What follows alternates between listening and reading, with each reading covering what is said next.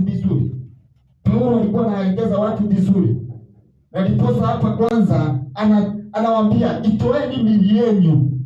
Bwana asifiwe. Itoeni miili yenu, ni kujitoa katika kazi ya Bwana, ni kujitoa. Bwana asifiwe. Unapojitoa katika kazi ya Bwana, ndio naambia kwamba itoeni miili yenu iwe kama dhabihu. Toa mwili wako uwe kama sadaka. Bwana asifiwe. Unapotoa mwili wako kuwa dhabihu, ina maana ya kwamba wewe umesimama vizuri na Bwana. Huwezi toa mwili wako kama hujakuwa dhabihu, kama hujasimama vizuri na Bwana.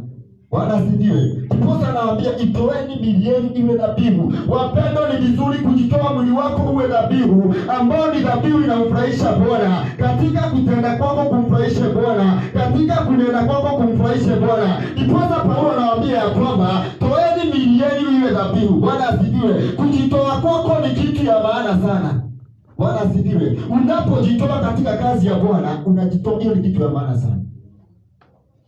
Bwana asifiwe. Itoeni miili yenu iwe dhabihu. Dhabihu ina gani?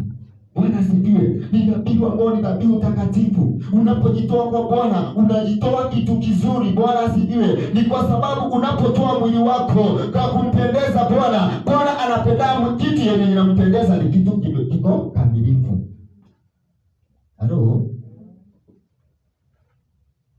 Uliza mwenzako kama ametoa mwili wake kama dhabihu kwa Bwana. Muulize kama ametoa mwili wake iwe dhabihu kwa Bwana. Bwana asifiwe.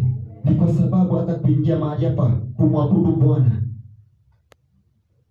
unachukua nafasi hiyo, ni kutoa mwili wako. Hiyo ni dhabihu unatoa kwa Bwana.